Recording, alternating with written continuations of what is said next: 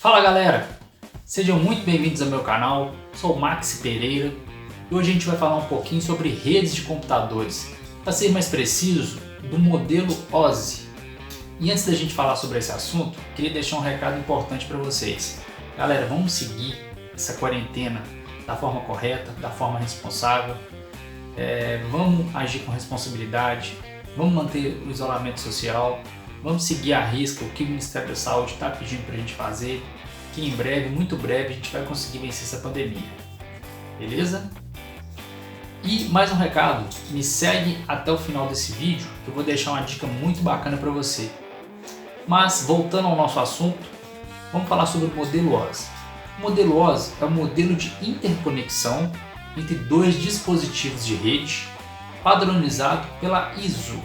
Sim, a ISO, aquele órgão que padronizou a ISO 9001, padronizou a ISO 27001, que é para quem trabalha com segurança da informação. E o que diz o modelo OSI? Que independente do fabricante do switch, do fabricante da placa de rede, do roteador, das aplicações, do software, a comunicação entre dois dispositivos de rede tem que ser estabelecida. OSI nada mais é do que uma sigla, Open System Interconnection, ou modelo aberto de interconexão. E como que é feita essa interconexão? Ela é dividida em 7 camadas. Para a gente poder entender de uma forma bem simples, imagine um computador que eu vou chamar de computador 1, querendo se comunicar com um outro computador que eu vou chamar de computador 2. A partir do momento que o computador 1 envia uma mensagem, um pacote de informação para o computador 2, esse pacote de informação viaja por 7 camadas até chegar ao seu computador de destino, que é o computador 2. Esse pacote de informação viaja mais 7 camadas e chega ao seu destino final. Como assim, professor? Viaja por camadas? Não estou entendendo nada. Bom, é da seguinte forma. Um pacote de informação, a partir do momento que ele sai do computador 1, ele passa pela camada 7, que é a primeira camada que estão os protocolos de nível alto.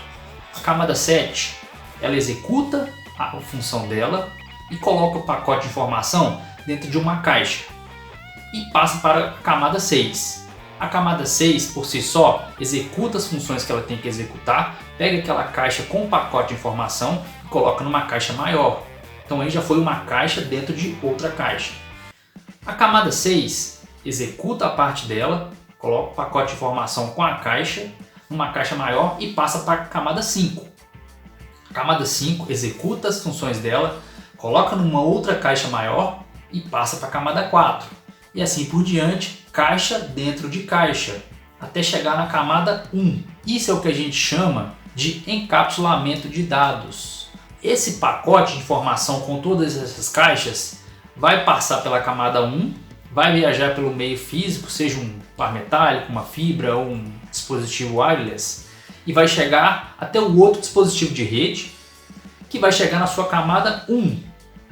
Chegou na camada 1, a camada 1 do outro dispositivo de rede vai pegar aquela caixa com todas aquelas caixinhas dentro, vai tirar a caixa maior, vai executar a parte dela e vai passar para a camada 2.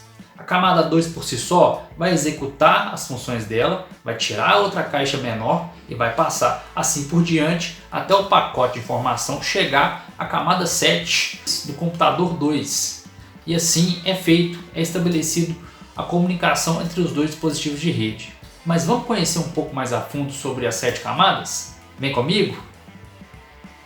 Camada 1 é a camada onde se estabelece o meio físico, seja ele por uma fibra ótica, seja ele por um par metálico, seja ele por ondas eletromagnéticas, por Wi-Fi, por wireless. A camada física ela engloba todo tipo de conexão física entre um dispositivo de rede e outro dispositivo.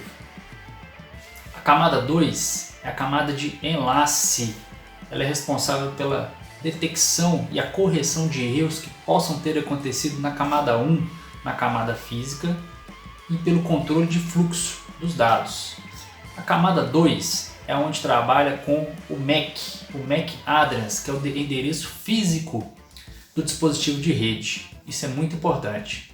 E a gente não pode deixar de frisar um dispositivo que trabalha na camada de enlace, que é o switch L2 ou switch Layer 2. Por que ele trabalha na camada de enlace? Porque ele só compreende MAC address, endereço físico dos dispositivos de rede. Hoje já existem switches que trabalham em camadas acima, por exemplo na camada de rede, que é capaz de tomar decisão em cima de IP, é capaz de fazer roteamento. Mas o Layer 2 ele só trabalha com MAC address.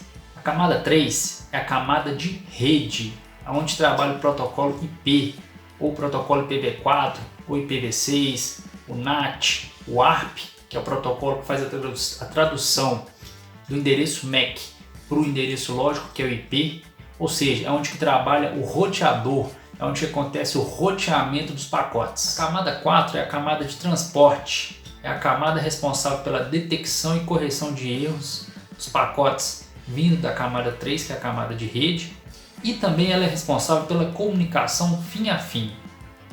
Nessa camada está o protocolo TCP, que é o protocolo que possui essa confirmação de entrega dos pacotes através do handshake de 3 vias, e também possui o protocolo UDP, que ao contrário do TCP, ele simplesmente pega o pacote, entrega para a próxima camada, mas ele não te dá uma confirmação. A camada 5 é a camada de sessão, é a camada que vai ser responsável por controlar o momento que a comunicação entre dois dispositivos deve começar, terminar ou então reiniciar. Ou seja, ela realiza o controle de diálogo e sincronização entre dois dispositivos. A camada 6 é a camada de apresentação, é a camada que faz a conversão dos formatos dos caracteres, seja ele em hexadecimal, binário, para que o outro dispositivo possa reconhecer o pacote de informação. A camada de apresentação também faz a compressão e a criptografia dos dados para que o receptor possa compreender a informação de uma forma correta. A camada 7 é a camada de aplicação, é a camada onde trabalham os protocolos de nível alto, por exemplo HTTP, HTTPS, FTP, que é um protocolo que faz transferência de arquivo, e é o protocolo que nós temos mais contato, é a porta de entrada do pacote de informação. E por último, a camada 8. Mas espera aí, professor, você falou que eram 7 camadas? Pois é, tem a camada 8. A camada 8 eu digo que é o usuário final, é aquele que vai lá, troca os cabos e quando você chega no local, ele fala para você assim: eu não mexi em nada, tá do jeito que você deixou. Quem trabalha com suporte, quem é analista de suporte, sabe muito bem do que eu estou falando. E para quem me acompanhou até aqui, eu vou deixar uma dica muito importante. Para quem trabalha na área de redes, precisa saber sobre isso, sobre o modelo OSI?